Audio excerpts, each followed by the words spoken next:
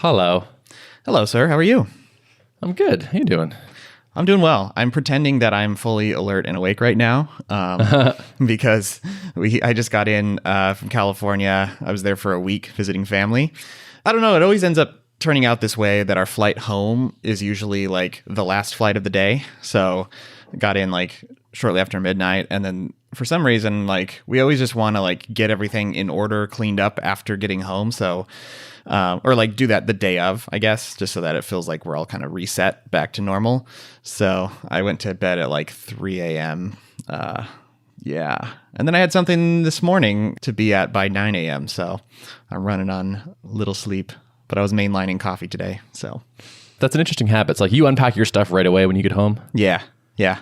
I want to get into that. I need to do that more often. Yeah, it's just, I don't know. It just feels nice to like, if I've got laundry to do, just throw it all, at least like get it out of like cluttered area and like ready to go, even if I don't do laundry the same day, and just, I don't know, get everything kind of put away. Feels nice. Yeah, that sounds useful. I will sometimes leave like the bag packed for days. Yeah.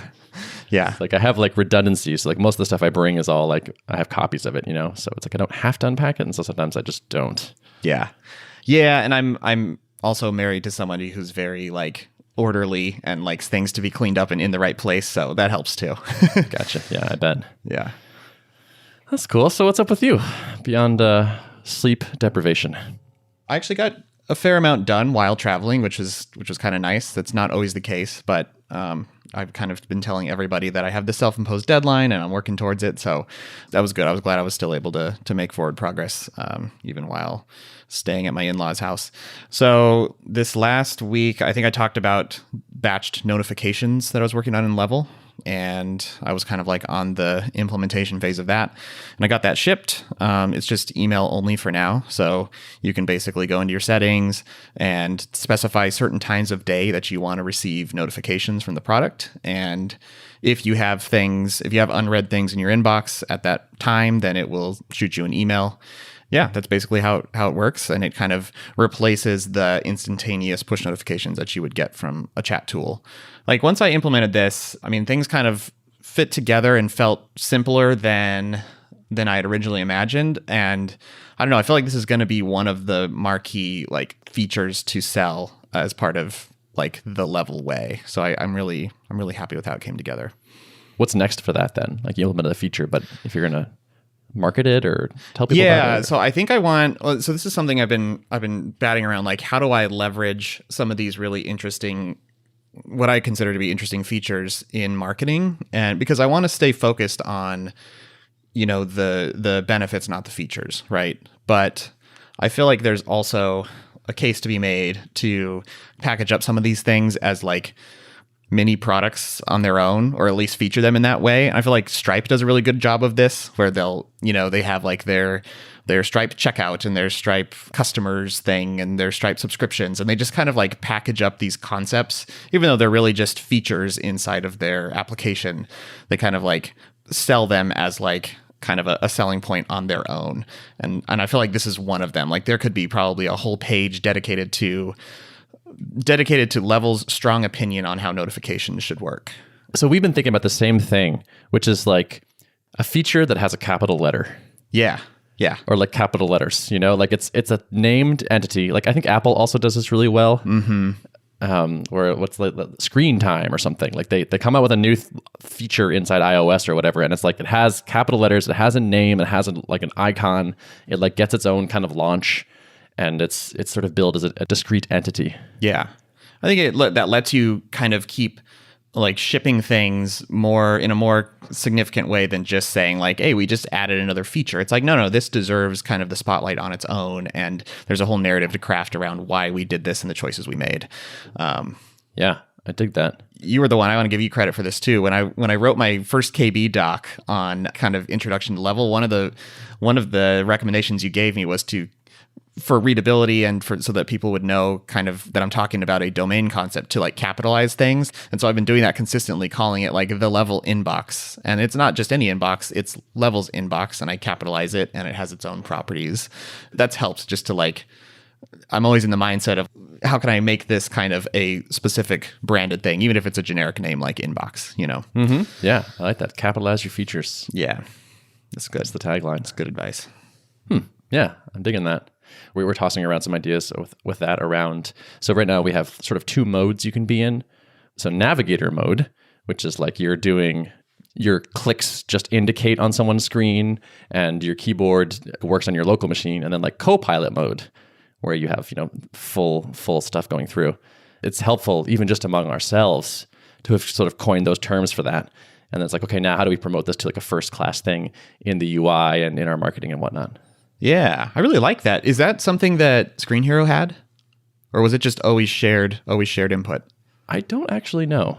I feel like it was not. I feel like you couldn't click into a different mode. That seems really handy. Yeah.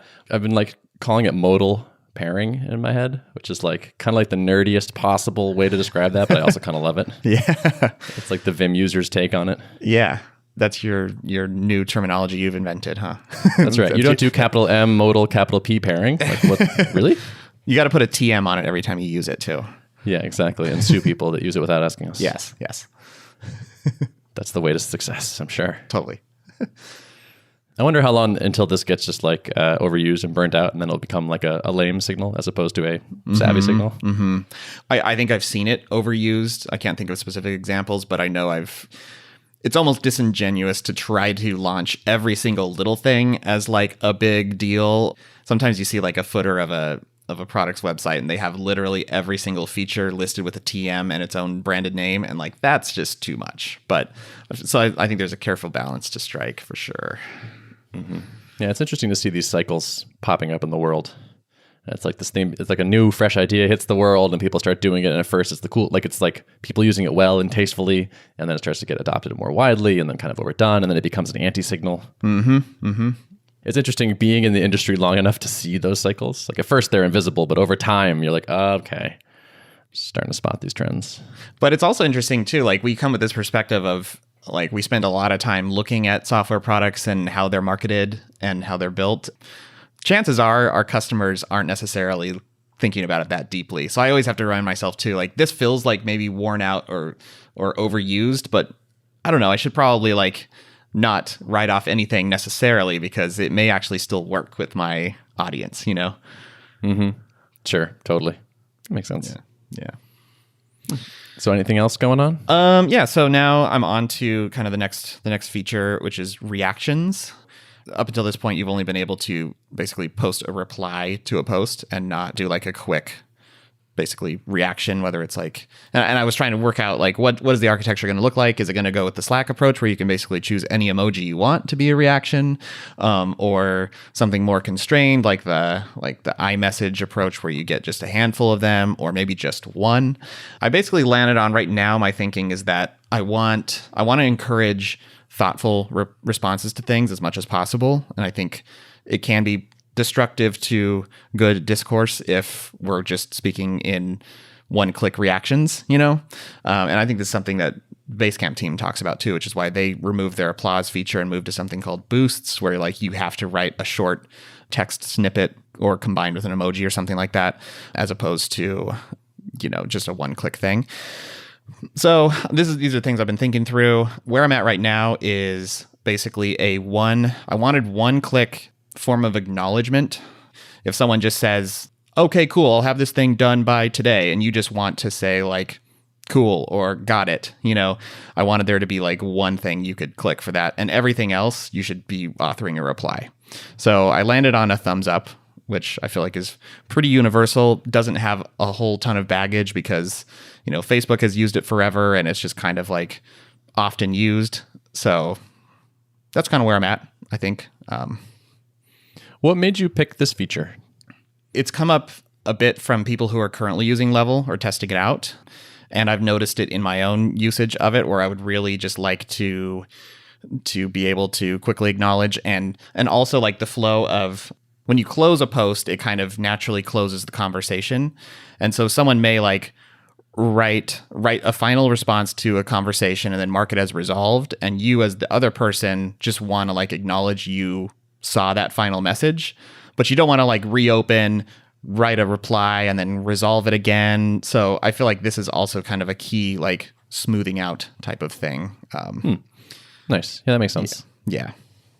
Cool. That's a good answer. As I was listening to you talk, I was like, this sounds like something that sounds kind of fun to do. Yeah. And so it's just like, I wonder if this is just like, I just wanted to do it. But that's a better answer than that. Yeah. I mean, it has been fun for sure.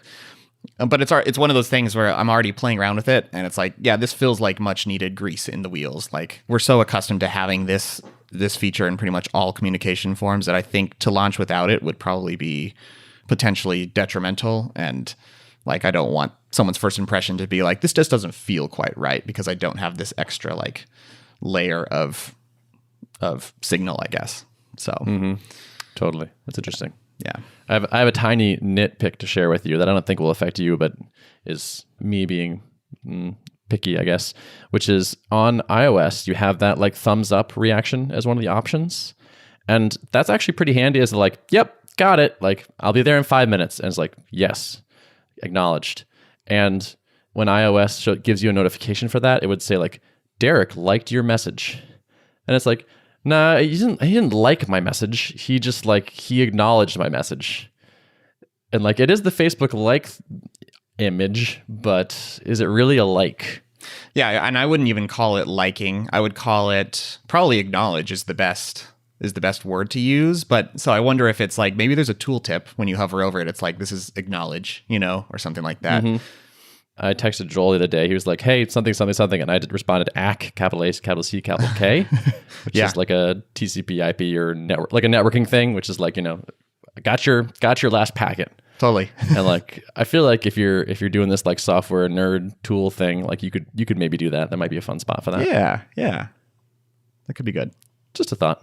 Yeah, I like it. Yeah. I could also see clicking that button changes a state on the message kind of thing, where it's like, this message was seen by Derrick or acknowledged by Derrick on December 14th at 3:00. Yeah. Kind of thing, as opposed to just being like, Derrick liked this or something. It's, you could give it kind of more of a, like a, what's the connotation or something. Yeah. I've thought about this too, because when you look at a post and its timeline of replies, it's sort of a representation of current state and also a representation of change over time. As you reply, that is another entry in a time series of things.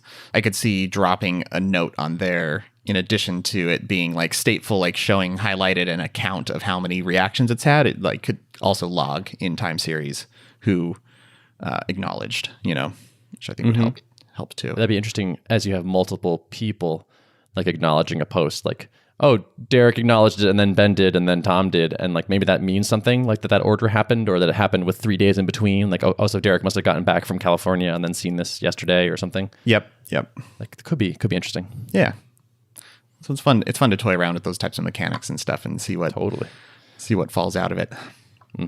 Yeah. Cool.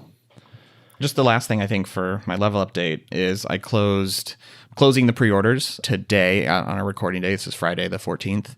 So sales of them have kind of tapered off a bit, just as like the hype of announcing that has died down. And so I sent out an email yesterday, and that generated some sales, a handful of them, which is nice. And I think we'll cap off this January cohort. It's like 55 companies, I think. So it feels like a good amount of work, because I'm going to try to manually onboard each of them if possible, give them the full treatment and set them up for success. So I feel pretty good about it. I'll probably just reinstate the handle reservations at this point. So that makes sense. Yeah. These are people all joining in January? Yes. Have you thought about like pacing them out maybe a little bit? Yeah, I basically told them you'd be in the first cohort and that invitations would start going out on the 21st. So I think I'll probably pace them out as I have the bandwidth to onboard them, and basically probably open up like reserve a slot on the calendar to do your onboarding or something like that. Cool. Yeah. I'm excited to hear how like this cohort does. Like what Me they too. Think of it, because they're going to be coming into a much more fully featured product than the last one. Yeah, totally. Yeah, and the last one was, it's framed differently. This is like, I'm really trying to get the essentials so that these teams could could theoretically switch over to it and start using it. And before the alpha testing, it was like there were definitely some key features I needed to add. So I knew the uptake wouldn't quite be the same. And it was more of a testing mentality. And this is like, no, let's try to get you using the product. So hopefully I've nailed it. Yeah. Oh, surely there'll be nothing wrong. Yeah. So these people have paid, right? Yes. So that's different too. That's very different. Mm-hmm. Yes. Are you going to set them up with like recurring billing right away, like as they start? That's a good question. I think I'm planning to have a trial for just once the app is open to general signups. I don't know. I feel like it would be probably. Well, I don't know. Do you have thoughts? Do you have specific opinions on that? Why do you plan to have a trial?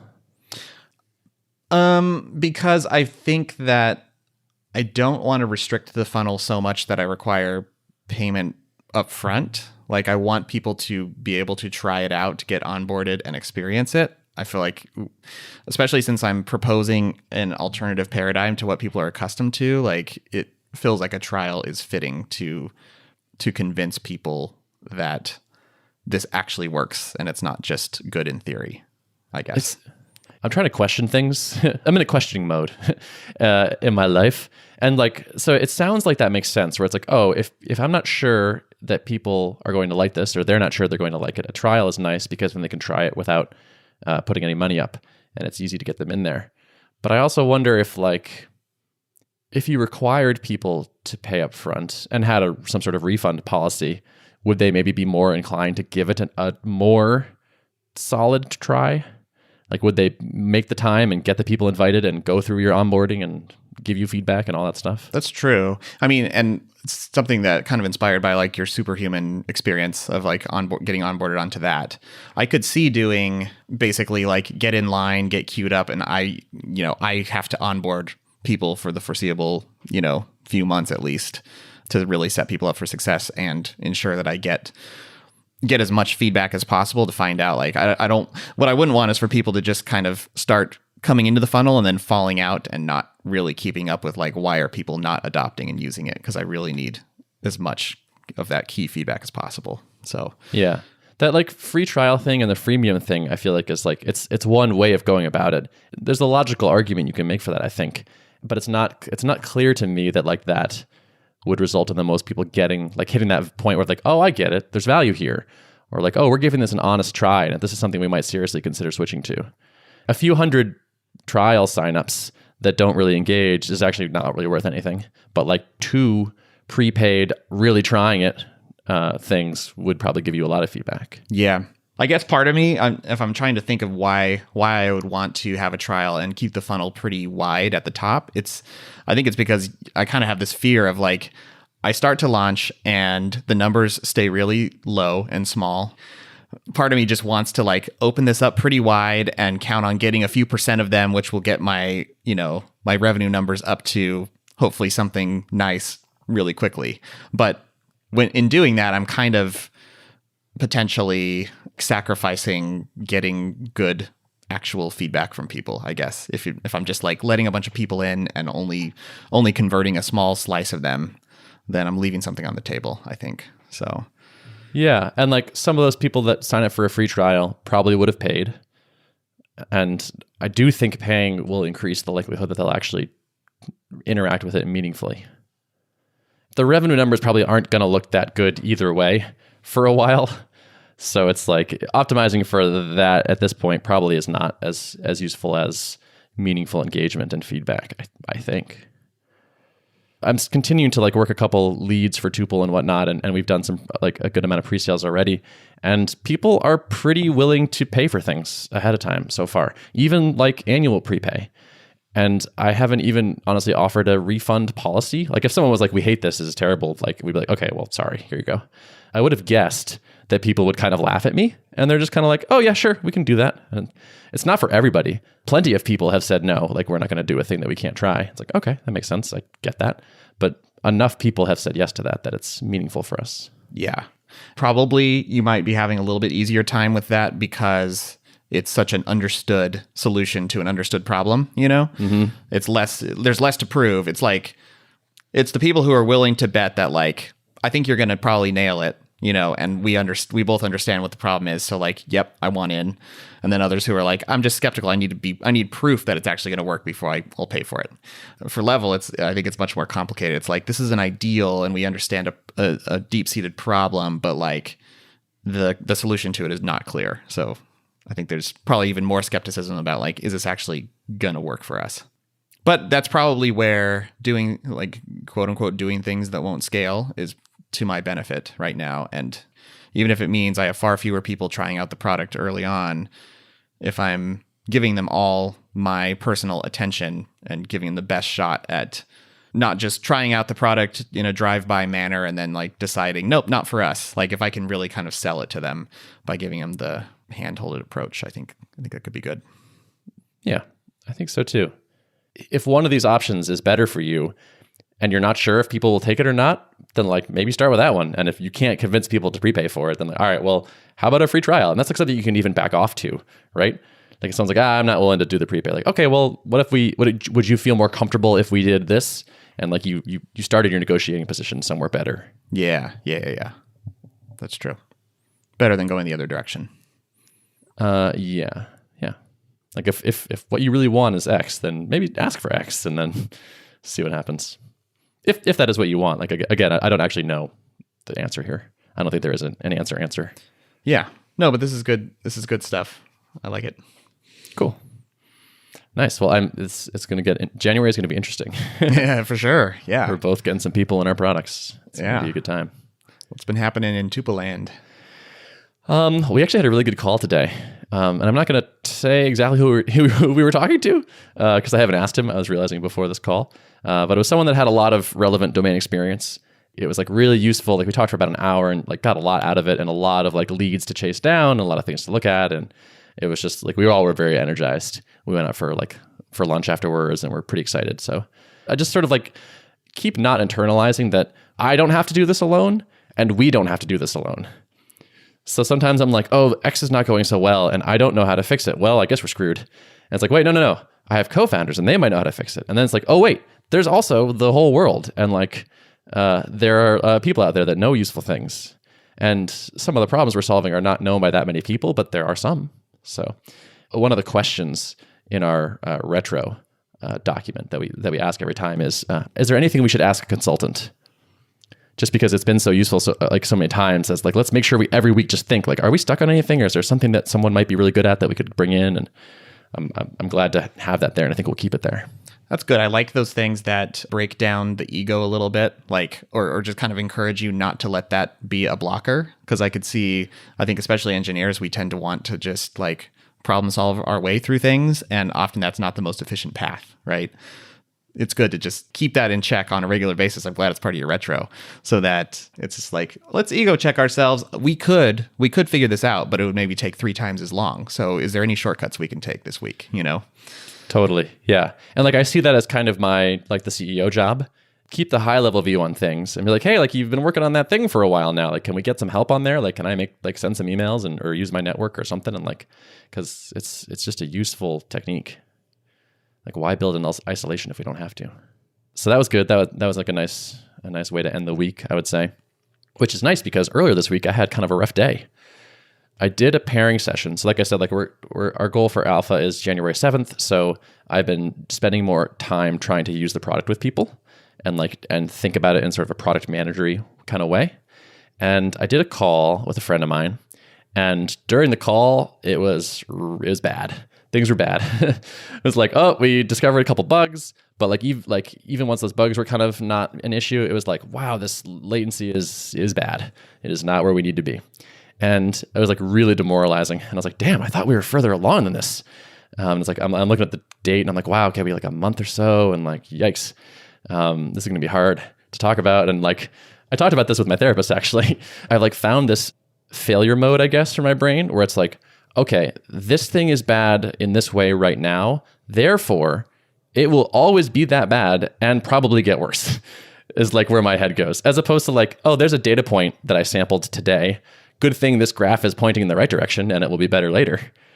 But instead I just go down this like, it's called catastrophizing route where it's like, oh, like so you have some small negative input and you blow it into this like huge negative input. like my afternoon was like, oh man, I feel like this sucks. Like, wow. And I was just like thinking these really negative thoughts. And then a couple things happened, but like the most important thing was I was like, oh, hey, friend, can you measure your bandwidth for me? Just like kind of on a whim, just so I can like have more data as to like what was going on. And he does. And he has like mid 2000s internet upload speed. It was like 1 megabit up and like dropping to like 300 kilobits up at times. It was real bad. I was like, are you on dial-up? And so it was like, oh, well, yeah, like no wonder that performance was abysmal. Like good luck getting almost anything to work well under those conditions. So it's like, oh, well, that's good. And so it's like, okay, so I may have blown this out of proportion and also didn't even have the full story before I did it. It was kind of a useful lesson, I think. Yeah. Oh, that's good. I mean, and that's where that once you have that feature and that really pinpoints like who's to blame, and like that'll help with your sanity, I think, too. Totally. And like we have it to the point where like we're logging that info, and like there is a debug panel, and so I had that popped open and I could see that it wasn't working well, and I could feel it, but I was like, I didn't know what the root cause was. But then like going back and like we analyzed some of the logs from the call, and it's like, oh yeah, like this is clearly what was up. My takeaway is like, oh, we need to surface that. Like I wish it had been like the thing had just been clearly shouting at me like, your friend's upload speed is way lower than it needs to be. This is going to be terrible. But yeah, it was... Maybe you start all your testing calls with a benchmark, right? Totally. Yeah, absolutely. And this is something that I have added to like our list of qualifications. Basically, as I talk to people about possibly joining the alpha or the beta, I now have a list. And it just keeps getting longer, but it's getting more dialed in, which is actually like product management type thing, or like sales or something, where it's like, yeah, like having a list of knowing who your good customers are going to be is so useful. And yeah, like maybe one day will be amazing and we can support 1 megabit up and it won't be garbage, but like not today, not now. We need people that have good connections for now. It was mentally stressful, but a really good experience, net. Good. Did you come away with any specific coping strategies for the catastrophizing, or is it just awareness of when it's happening? You know, we didn't. We talked about it a lot, but we didn't come away with specific coping, and that would probably be good. It would be good to have like a specific game plan, a run maybe. book for that. Totally, yeah. Like Yeah. I do have things kind of like that for other brain problems, but this would be a good one to do, I think. Meditation for me helps that a lot. Like I notice like the runaway brain phenomenon where like I take X and explode it definitely reduces when I'm doing that. But yeah, writing up a little doc would probably be good. Like step 1 is kind of, notice what that feels like. Notice when it's happening. Step 2 is like, okay, how do you deal with it when it's occurring? Phase 3 is, how do you prevent it in the first place? Yeah. And just keep getting better. Yeah. Did you talk about this with your co-founders when you were experiencing it? And no. Okay. And that was probably also a mistake. So like I did it from home, and it was kind of late in the afternoon, so I didn't go back into the office, and we didn't see each other for a little bit. And so I eventually wrote up like a doc, like once I had calmed down and like also had all the data, like the connection speed. I was like, oh, okay. And so I wrote up a doc and like, here's how it went. This was good. This was bad. Some of this is our fault. Some of this is not. And then like we talked about it in person, and that was like good. And like neither of them freaked out. They were like, yeah, we got a couple bugs, and like also it's not going to work on the connection speed. So like, we're still working on this, and next problem. And I was like, right. Yep. That's a pretty reasonable way to respond to that. Well, and I think it's just good for them to know if you have a natural tendency to respond in that way to that type of thing. It's just one of those things where like having knowledge about each other's natural tendencies or personality traits can be really helpful, I think. And that's why I've become a fan. We never actually did this at Drip, but if I like ever build out a team, I will probably do one or more like personality assessments, just because I think they're not like obviously accurate 100%, but they actually give you a good gauge for like, I have a naturally pessimistic outlook about X, Y, and Z, or this is how I tend to respond to stress or when I'm under stress. And all of those data points are helpful in you helping each other to cope with things. Totally. So when we first formed the company, we each wrote up a care and feeding document. And I actually just popped it open this is back in May. I just popped it open, and like one of my headlines in bold is, I can be a catastrophizer. Well, there you go. Yeah. So damn it. Still working on that, it turns out. Yep. But yeah, I like that exercise of like write down your things.